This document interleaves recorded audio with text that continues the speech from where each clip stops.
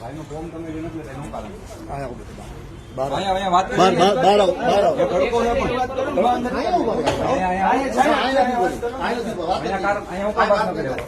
પૈસા તમે અહીંયા માંગ્યા હતા તો અહીંયા વાત કરો ને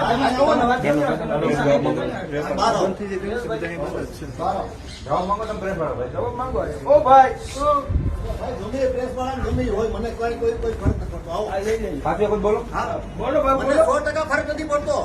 બરોબર, મેં કોઈની પાસેથી કોઈની પાસે પૈસા નથી લીધા. લીધા છે તમારા છોકરા કોઈ નથી લીધા ભાઈ.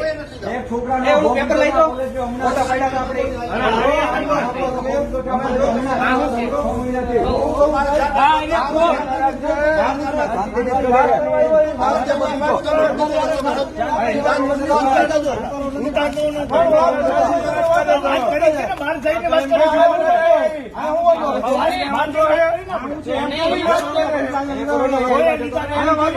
કેમ વાત કરે કઈ ફરક ન પડે એટલે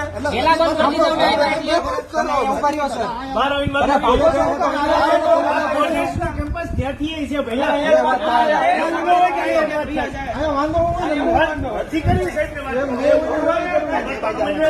ધમકી દઈ છે મારવાની ભાઈ તમે હું કામ જાવ છો સવાલ કરો છો મને હાલો ભાઈ અહીંયા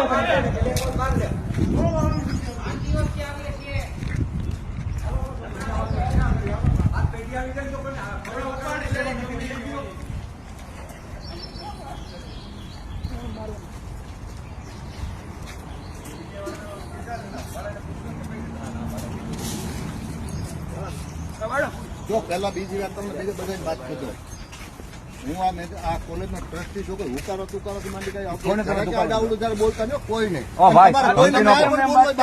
ધમકી ના આપો. હું કોઈ તુકાર દેતા નથી. અમે તમારો આદર સન્માન જ રાખીએ છીએ. તમે આદર સન્માન જ રાખીએ છીએ. અમે આદર સન્માન જ રાખીએ. પણ જો કોઈ વિદ્યાર્થીનો ભોગ જાય, જો કોઈ વિદ્યાર્થીનું ફોર્મ નહીં ભરાય તો આદરતા પણ ભૂલાશે અને અમારે છે ને અમારી ધીરજતા પણ ખૂટશે. એ પણ યાદ રાખો. કઈ વાંધો નહીં. જો 11 જણા લોકો એલિજિબલ નહોતા, બધા લોકોના ફોર્મ ભરાઈ ગયા છે. 2 છોકરાઓ છે ને અમારી લેટ ફી નથી આપી એટલા માટે એના ફોર્મ નથી ભરાયા. બતાવો મને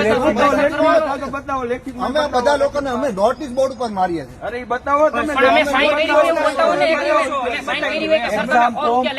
સુપ્રીમ કોર્ટ ને હાઈકોર્ટ નો નિયમ છે કે કોઈ પણ વિદ્યાર્થીની જો ફી બાકી હોય ને તો એના એક્ઝામ ફોર્મ ભરી દેવા અને એના એક્ઝામ ફોર્મ ન અટકાવવા.